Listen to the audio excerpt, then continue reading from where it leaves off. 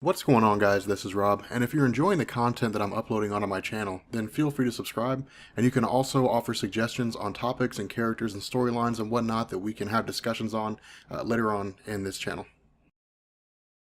So for today's throwback video on Marvel Comics, the classic Marvel stories, originally I wanted to do the story of Galactus invading Asgard, but then I sat down and I started reading it because I had to refresh myself, and I sat down and started reading it and I was like, oh, wait a minute, this story comes out of Siege. And so Siege is like a 4-issue miniseries. Now it does have tie-ins, but it's not like Civil War, it's not like Dark Reign, it's not like, Secret Invasion. Like the tie-ins aren't really necessary, and even for Secret Invasion, the tie-ins aren't really necessary. Dark Reign is just like a series of stories about dark characters. Man, that's really all it is, just like turning traditional characters on their heads, replacing superheroes with villains, so on and so forth. But the idea here is that Dark Reign, of course, set the stage for Siege. But with Siege, this story was extremely important because this basically wrapped up all the loose ends when it came to really everything after Civil War. And what I mean here is that when Civil War ended, that is to say, when we concluded our series of videos on Civil War, there were like 3 major story arcs that took place after that, really 4 if we count like the death of Steve Rogers. But following Civil War, we had what was called Initiative. And Initiative basically highlighted the fact that Reed Richards, Tony Stark, Hank Pym, that the government won Civil War, that Captain America lost. He basically gave up. And in response, a few things happened. The first was that the Superhuman Registration Act was in full implementation, and it was the law of the land. The second is that there was a superhero team in all 50 states. That was called the 50-State Initiative. And so from here, going into, the next event, we had like Tony Stark as the director of S.H.I.E.L.D., so on and so forth, and things worked pretty well. The issue was that when Marvel launched Secret Invasion, what they revealed was that somewhere along the line, Galactus had destroyed the planet of the Skrulls. Not only that, the Illuminati of Charles Xavier and Black Bolt and Name of the Submariner and so on, Doctor Strange, they had gone to the Skrulls themselves after the Kree-Skrull War, which almost destroyed Earth way back in the 1970s, I think it was written. And they said, Earth is off limits to you, never come here. And the Skrulls kidnapped them, basically analyze their DNA and then let them go. And so what we learned was that prior to the events of House of M, which is, when the Skrull homeworld was destroyed, the Skrulls themselves had viewed Earth as their next home. And so they had secretly gone through and started replacing humans and superhumans and supervillains. I think it ended up being something like 90% of the Earth's population with Skrull replicants. And so that's where the Secret Invasion story arc came from. Now, of course, Secret Invasion did come to an end, but again, this was Marvel kind of ushering in the next step. Because of the fact that fans just hated Tony Stark at this point, Marvel was looking for a way to reinvent his character, especially because of the fact that we had the Iron Man movie, which was coming out around this time. And so the idea was to reinvent his character and to basically make him more relatable to people who were coming out of the movie and wanting to get into Iron Man in Marvel Comics. And so what they did is they basically booted Iron Man out from being in the position of S.H.I.E.L.D.'s director. And the idea was that because Iron Man didn't know that the Skrulls were taking over Earth, that he was inept as a S.H.I.E.L.D. commander. And so he was removed from that position, and because of the fact that Secret Invasion ended with Norman Osborn more or less manipulating the media into believing that the Thunderbolts were heroes, the super villain team Thunderbolts were heroes, because of the fact that he had issued the killing blow for the Skrulls themselves and ended the conflict, he in turn was put in charge of S.H.I.E.L.D. And so with Tony Stark basically containing the entirety of the Superhuman Registration archives, meaning the identities, the names, addresses, phone numbers, whole 9 yards of all those people who had registered with S.H.I.E.L.D. because his mind was the sole place where that information could be accessed, he literally just started mind wiping himself. And it got to the point that he fell into a catatonic state. Now that's where Siege picks up with regards to Iron Man. Now in terms of Norman Osborn, because he was the one that was in charge of S.H.I.E.L.D., Norman Osborn's a bad guy, and so he does bad guy stuff. And so what he did is he basically wiped away S.H.I.E.L.D. entirely, replaced it with an organization called Hammer, and then began a conquest for global domination. And the way he did this was by bringing together a cabal of various, supervillains and so on, and sometimes even superheroes. The issue with this was that for Norman Osborn, with the Superhuman Registration Act still intact, a lot of the superheroes that were out there were still underground. Now, by this point, Captain America Steve Rogers was revealed to be alive. It was revealed that when he was shot, he wasn't actually killed. Instead, he was basically just kind of flung back and forth through time, and eventually he resurfaced and he was given a full pardon. But he was more or less disillusioned. Not only that, following his death, Bucky Barnes had taken up the mantle of Captain America, and so there really wasn't a place in the superhero landscape for Steve Rogers, and so he was just basically kind of in retirement, sort of, but not really, or at least as retiree as superheroes can be. But the idea here was that Norman Osborn had basically formed his own dark team. So you had the Dark Avengers, you had the Dark X-Men, and it was basically villains masquerading as superheroes. So instead of it being Hawkeye on Norman Osborn's Avengers, it was Bullseye. And the idea was to basically operate as superheroes, so to speak, in the public eye, but behind the scenes, take things over. And so what ends up happening here when it comes to the idea of Siege is that there were a couple places that were held out from Norman Osborn's influence.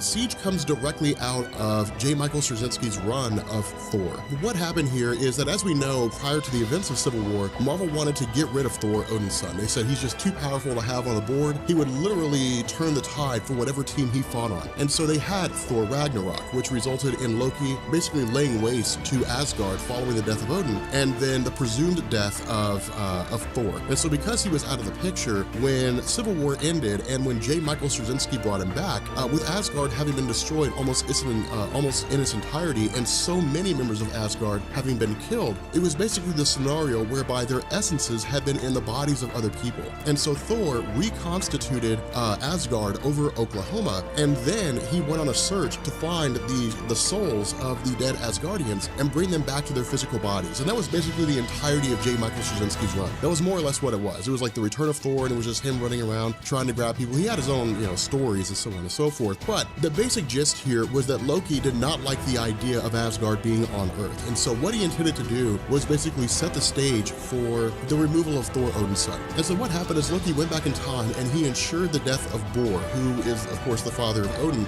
then came back to the present day, resurrected Bor, and then basically instigated a situation whereby Thor killed Bor. Now, because of the fact that Thor killed the rightful king of Asgard, the only punishment was banishment. And so Thor was exiled from Asgard. And so as a result, you had Balder, who was the rightful king, who was the next son, and he was going to be the one to take the throne. He was really the only biological son of Odin, so he was really the only one that could actually be king outside of Thor himself, with Odin having still been dead prior to the events of Ragnarok. And so what Siege does, I know that's a lot of lead up, I know it's a lot of exposition, but what Siege does is it basically picks up with this. It picks up with the idea that Thor has been outcast, it picks up with Loki, and it basically establishes the idea that with Balder being king, Loki can't really do a whole lot, but the idea here is to remove Asgard from Earth and put Asgard back in the Nine Realms. And so what happens with Bendis when he writes the story is he initially opens up with Volstagg. Now, Volstagg is like the nicest guy ever, but he's one of the Warriors Three. But for him, he's not like the sharpest tool in the shed, and because of this, he doesn't really understand his relation to Earth, meaning that as an Asgardian, he doesn't realize how much power he has. He's usually used to just kind of fighting like these monumental threats alongside Thor, and he doesn't usually get involved in earthly affairs. Now, with Norman Osborn wanting to take over Asgard in order to continue his control of the world, the idea was to find a way to achieve this. And so what Loki says is, if the president won't let you do this, because again, initially Osborn went to the president and said, hey, look, Asgard is kind of out there in left field. We can't verify their allies. We don't know if they're enemies. We don't really know where things stand. They're kind of unto themselves. We should take it over just to be sure. And the president said, no, you can't do that. They're basically a sovereign territory. We're not going to instigate a war with gods. Loki went to Norman Osborn and said, hey, look, when the original Civil War event happened, all it took was a mutant blowing up Stamford, Connecticut and killing 600 people. If you can instigate an incident just like that, then you'll have your cause. Not only that, we'll basically need an Asgardian to do it. And that's where Volstagg comes into play. More or less what Osborn does here, he just kind of goads Volstagg into a conflict with his own forces, or I guess with the forces of the Hood. Now, within Marvel Comics, the Hood is a character that we've never really talked about before. And the reason why is because we never really had a reason to. But the Hood is a guy named Parker Robbins, and he's not really a supervillain that was forced into that situation. He was a supervillain that was inspired to become a supervillain because of the actions of superheroes. And so he's really kind of like this hidden hand. He's really this guy that just kind of operates behind the scenes. He's very Kingpin-esque in terms of how he carries himself, but he's also a guy who knows how to rally the right people. And so because of this, he has his forces go against Volstagg in what's in a location called Soldier Field. And in this conflict in Soldier Field, there's a massive battle and it results in a huge amount of destruction. And so what happens is Osborn uses this as an excuse. He says because of the fact that an Asgardian showed up basically on sovereign US soil, because of the fact that this Asgardian committed an act of war, whether they knew it or not, it means that Osborn now has the ability to basically wage war against Asgard. Now, this is not a privilege that he's taking with the blessing of the president, and in fact, he's actually operating outside of the president's authority here. But whenever it comes to S.H.I.E.L.D., the waters are a little bit murky in terms of authority. We've seen stories, especially when Nick Fury was executive director, where he would just operate with impunity, and the president couldn't tell him what to do. No world leader could tell him what to do. He just operated at the behest of the World Security Council. But then when he made himself put himself in absolute control of S.H.I.E.L.D. after the life model decoys tried to take over S.H.I.E.L.D., then he just had absolute control and he didn't answer to anybody. But with regards to this story, he's, Norman Osborn is still kind of under the direction of the president. And this is really just an instance where Marvel's is kind of taming back the control of Osborn just for the sake of storytelling. But again, this is also Bendis, and so stories that he writes don't necessarily tie in to existing continuity or even the correct history of Marvel Comics. It doesn't mean they're bad, it just simply means this is how Bendis writes things. And so what ends up happening here is the first directive that Norman Osborn issues is to his, his deputy director, Victoria Hand, and says, you need to go assemble the Avengers, assemble my Dark Avengers. Now, when it comes to Victoria Hand, this is a character that we've also never really talked about either, but Victoria Hand initially found her prominence as basically an employee for S.H.I.E.L.D. The problem with this was that she had grown disillusioned with S.H.I.E.L.D. as it was controlled by Nick Fury, and after Nick Fury, as it was controlled by Maria Hill, and as it was controlled by Tony Stark. And so she had always sort of allied herself with Norman Osborn unofficially, not to say that she's a horrible person, but in the sense that their ideals basically meshed with one another. And so once Norman Osborn was promoted to the position of director of S.H.I.E.L.D. and then renamed it Hammer, it resulted in her being, elevated to his deputy director. And so what we do is we have Norman Osborn talking to Ares, God of War. Now, Ares is a pretty important character when it comes to this story. I wouldn't say he's really important in like Marvel Comics as a whole, but he is pretty important for this because he's gonna have a pretty important role to play. But when it comes to Ares, he's kind of like the yin to Thor's yang. And I don't mean that in terms of like a relationship kind of thing. I mean in terms of when it comes to Asgardians, when it comes to the Asgardian mythos, Thor is the son of Odin. When it comes to the Greek mythology mythos in Marvel Comics, Ares is the son of Zeus. And so they're kind of like brothers, so to speak, even if only in terms of how their lineages happen to work out. But the idea here is that Ares and Thor have fought alongside each other quite a bit. And whether it's brothers through combat or it's brothers in terms of how they relate to one another, they see themselves in a very respectful way. And so when Norman Osborn basically says, hey, we're going to go to war against Asgard, Ares says, absolutely not. Not only are you not going to do that, I'll stop you if I have to. And so what Osborn says, and again, Ares doesn't know that Osborn had instigated this event. And so what Osborn says is, hey, look, if we don't do it, someone will. So would you rather it be us? Would you rather have a hand in trying to curb this destruction of Asgard? Or would you rather be somebody who cares nothing about honor among warriors? And so ultimately, Ares ends up siding with him. Now, the other half of this is the other Dark Avengers don't really want to have anything to do with this. Now, keep in mind, even though you're going to see some familiar faces here, these are not the Avengers that we know. The only exception to that is really Robert Reynolds, and he's the key to this story. It's,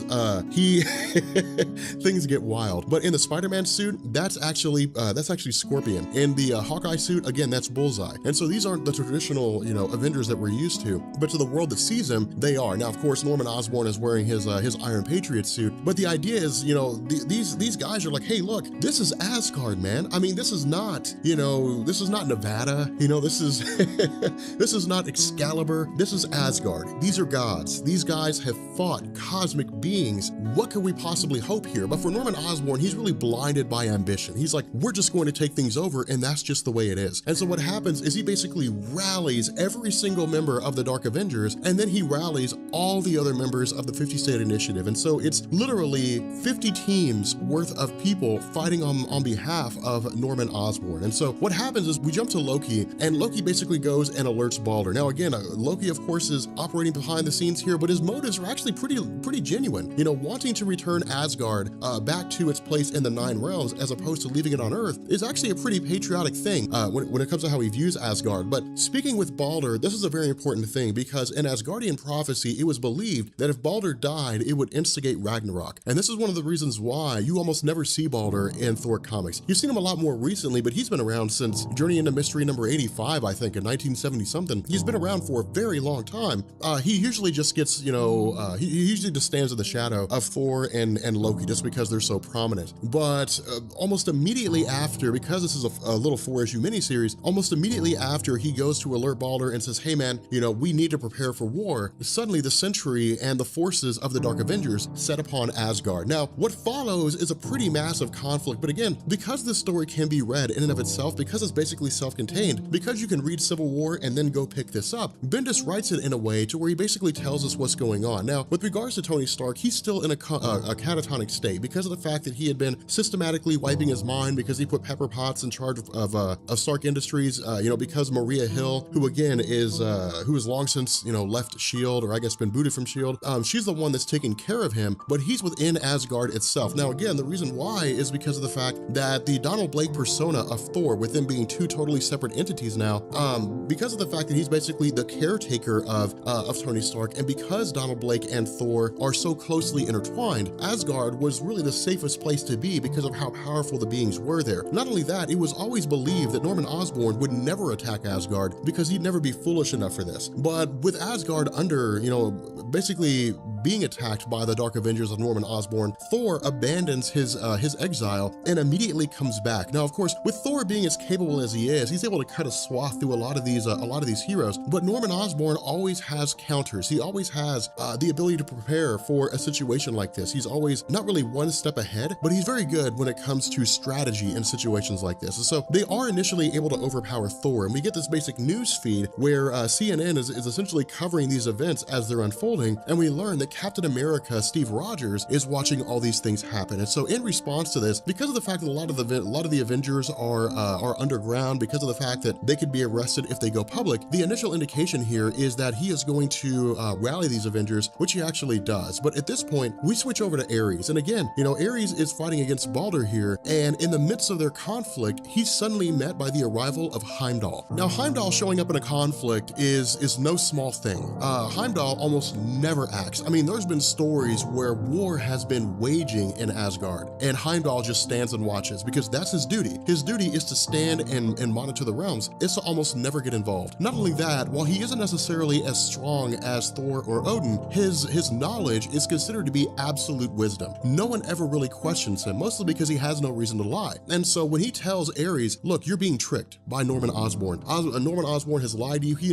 instigated this entire situation in a bid for world domination. You need to do something. Ares takes it as absolute truth. He doesn't question it. He doesn't say, well, I don't know if that's true or not, because he knows Heimdall's telling the truth. Now, behind the scenes, when it comes to Marvel Comics, this tells you the relationship between the Asgardians and the Greek gods. And this is really a relationship that transcends battle. I mean, you're talking about groups that are part of a higher pantheon. And so it's kind of like this warrior's creed. The relationship between really all the groups of the Skyfathers and their various members is really this extreme honor that they would never question one another. Not only that, it also shows us that there are people in these groups who are considered to be absolutely true, who never lie. And Heimdall is one of those. And so it really just kind of shows you the authority, the kind of respect that Heimdall commands when it comes to him telling people what it is that's going on. Now, of course, with Thor being overpowered initially, we have, Maria Hill stepping in with a rocket launcher,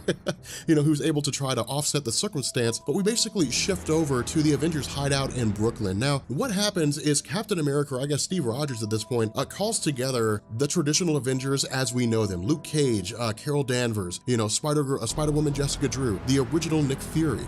These are the guys that he brings together and says, hey, look, we have to do something. Now, the cool thing about this is one of the reasons why I think this is so awesome, is because these are the true Avengers, but not only that, they are the legitimate heroes. And we're gonna see that once we get into this conflict. Is Norman Osborn basically took shortcuts. When Norman Osborn rose to power, he just grabbed villains who were notable, who had fought a lot of the superheroes, but they weren't forged in conflict. They were supervillains because they were always taking the easy road. Heroes always took the hard road. They fought again and again and again. And so this is really one of the worst case scenarios for Norman Osborn, because not only is it so many heroes who are forged in conflict, but it's also Captain America Steve Rogers and Nick Fury fighting on the same side, two of the most intelligent people when it comes to commanding groups, not to mention Nick Fury's knowledge of pretty much everything, because he always has a backup plan for something. It's really the worst situation for Osborn. And so switching back to the conflict, we end up joining Ares, or I guess picking up with Ares, as he's fighting against Osborn, but then suddenly he's met with the arrival of the Sentry, Robert Reynolds. Now, this is when the game changes, because for those of you guys who don't know, and those of you guys who are really familiar with Robert Reynolds, bear with me here. We'll even get a little more into this when we start talking about the Return of the Void. But with Robert Reynolds, he's more like a force of nature than he is like a traditional hero or a villain. In truth, he doesn't have like a fixed power set. His power is whatever the writers want it to be at any particular point in time. He's really like a trump card. That's really all that is. You only ever bring the Sentry in when you know things are gonna get huge. That's one of the reasons why it's kind of exciting to see the Sentry, because then you know things are gonna get really, really big. Not only that, when it comes to Ares, God of War, I mean, he's got nothing for the Sentry. But something that I want you guys to notice here is that the Sentry seems to be changing. Robert Reynolds seems to be modifying. Now, the reason for this is because by the end of the story, we're going to see the reemergence of the Void. Now, the way that this first step of the Void coming back begins to happen is Robert Reynolds kills Ares, God of War. He literally rips him in half. And so with Ares, God of War dead, everybody's kind of shocked. But not only that, Norman Osborn turns an eye and realizes he's losing control of the Sentry. Now, he never really had like sheer control of Sentry. Robert Reynolds was a guy who was basically a schizophrenic, but the easiest way to keep the Sentry under Norman Osborn's thumb was for basically Osborn to empathize with him, to tell him what he needed to hear, to basically relate to him in a way through manipulation in order to keep him under control. And that's exactly what happened. Now, of course, with the Avengers banding together and the Avengers making their way out to out to the conflict, there are a couple questions that were initially popping up. The first one is, of course, like, where are the Fantastic Four? Where are the X-Men? Where's the Incredible Hulk? These are the questions that I imagine a lot of people are wondering right now. Of course, this is one of the reasons why we have continuity issues, because as far as I'm aware, while this was happening, Jeff Loeb was writing his story on the Red Hulk. And so if the Red Hulk event is going on, then what's going on with this? We have the Fantastic Four during Jonathan Hickman's run, and so his entire run is happening during this time. We have the X-Men, who again are still reeling from the fallout of House of M, where their numbers have been reduced drastically, and there's only 198 of them left. Not only that, they, through Emma Frost, they have basically declared Utopia off the coast of San Francisco as their safe zone, that no one can enter there, no one can come there. It was their way of operating outside of Norman Osborn's control, due to the fact that at this point right now, Norman Osborn has control of the US, but he's bidding for control of the world. And so if they're outside of the United States, they're outside of his jurisdiction. And so being off the coast of San Francisco, it keeps them away from the continental United States. It basically makes them safe. And so what we have is a scenario whereby, Thor does his best to basically go against the Sentry, but then we suddenly have the arrival of, Nick Fury and Captain America and all their forces descending onto the conflict. And with all these guys here, of course, they immediately jump into the fray. And again, they're all battle hardened. I mean, these guys are all tested. These guys all know exactly how to fight adequately, and they're taking it to every single one of these guys. Not only that, you've got Steve Rogers calling out orders, you've got Nick Fury calling out orders. It's really an extremely organized front of heroes going against villains. But in the background of all of this, in the background of all these huge conflicts and everything, you have the power of Sentry just brewing up, just getting more and more extreme. And when Thor initially goes to attack him, there's really nothing he can do. Now, of course, we also have, the Hood sending his forces into the fray. And so the odds initially seem to be stacked against the Avengers. You have Norman Osborn using the Iron Patriot armor, which has all the same capabilities as the Iron Man armor. It's a little less capable in terms of Stark's own designs, or I guess his traditional armor. But the fact remains here that, Osborn's still pretty capable in what he can do. But then we suddenly have a member of the Young Avengers who shows up to where Tony Stark is recuperating, and he hands a suitcase to him, which Captain America had tasked this young person, tasked Speed basically, with giving to Tony Stark, which is essentially his suit of armor. And so when he arrives, again, it's really kind of this all hands on deck. It's this major, all these different superheroes fighting all these different supervillains. But then in the middle of the conflict, suddenly Norman Osborn's suit starts shutting down. And it's due to the fact that Tony Stark has, returned to the fray, and he's hacking into it. And so the result is that while everything seems to be going the way of the superheroes, suddenly, with Norman Osborn facing defeat, he instructs the Sentry, bring it all down. And so Sentry just destroys Asgard, just levels it in its entirety, brings it all crashing down to the ground. Not only that, with the Sentry unleashing so much power in the extreme, Norman Osborn says, you guys have no idea what you've done. You have no idea what you've brought on yourselves. And when the initial question is, what have we done? He says that you basically brought the Void. Now, in terms of the Void's capabilities, they are in effect limitless. I mean, the Void is almost completely unbeatable.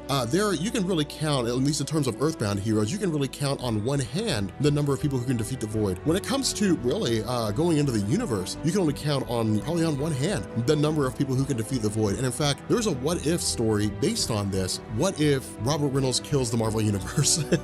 Where the Void literally kills the Marvel Universe. It kills everybody and it takes over the universe. I think it even goes as far as to expand into the multiverse, but it's really just, Brian Michael Bendis, it's Marvel showing us that there is no limit to how powerful the Void is. It is in effect limitless. And so because of this, Loki turns to what are called the Norn Stones. Now, the Norn Stones are very similar to like wishing stones, but not really. In Marvel Comics, wishing stones really just guarantee wishes, regardless of anybody who uses them. The Norn Stones are not really that way. The Norn Stones have to basically forge a tether to you, so to speak. They basically have to agree with you, and then they allow you to use them. You can use them for almost anything that you want to. With Loki, in this particular circumstance, his goal was to get Asgard back to the Nine Realms. His actions have resulted in Asgard being destroyed. And so this is really like repentant Loki. This is about as repentant as you're ever going to see Loki be in Marvel Comics. So because of this, he comes to the realization that he's the one that brought all this down. He's the reason why all this has happened. While Thor is fighting against,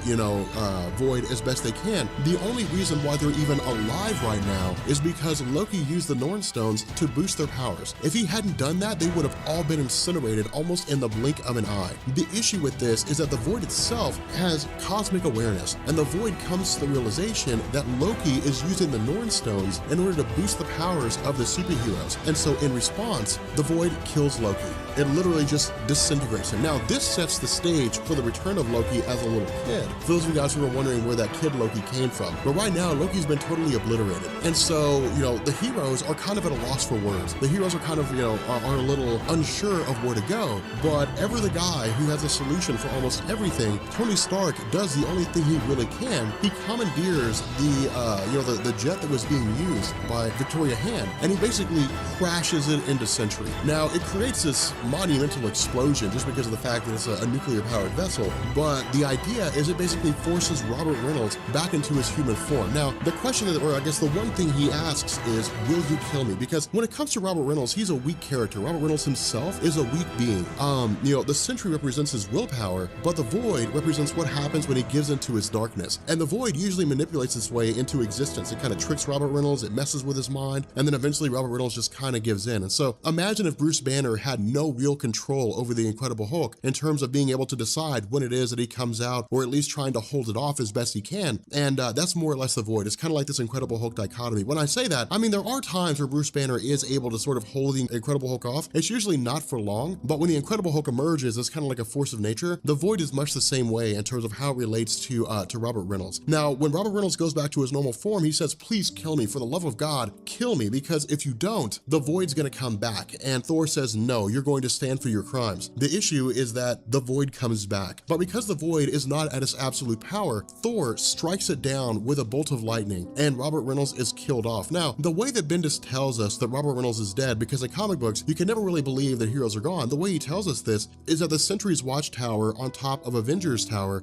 disappears. Because of the fact that it was tied directly to the life force of the Sentry means that if it's gone, the Sentry's gone. And so Robert Reynolds is effectively dead in Marvel Comics. Now, there will be a couple times after this that he will reappear, but he's basically dead. In terms of how we know Robert Reynolds right now, this is the last time that we see him. And so for those of you guys who are wondering, where's Robert Reynolds in all new, all different Marvel? He's gone. There's really nothing more to him anymore. And so ultimately we pick up with, with the aftermath in terms of the various villains being rounded up, being taken prisoner, with the Superhuman Registration Act having been completely disbanded. This is the story when that happens. The Superhero Registration Act goes away. And it's really just the Avengers celebrating the fact that things have just kind of been returned to the status quo. Now, this will eventually lead into Fear itself, and this will lead into the Heroic Age. But for the sake of our upcoming video, maybe next week, maybe whenever it is that we end up doing it, this basically sets the stage for the events of Galactus invading the planet Earth. Just because of the fact that with the collapse of Asgard, we'll see that events, when we get to Matt Fraction's, Galactus invading Asgard, we'll follow up with the events of Thor Ragnarok and the destruction of the world tree Yggdrasil in something called the Galactus Seed. But with that being said, we're gonna bring this video to an end, and yeah, Siege is a good story. It's pretty lengthy, or not really lengthy, but it's pretty in-depth. It was a lot of stuff crammed into a really short amount of copies, but in any event, yeah, we're gonna wrap this up. If you guys are new here to Comics Explained, make sure you guys hit the sub button, become part of the Rob Corps, and if you guys enjoyed this video, make sure you drop a like, and I will catch you all later. Peace.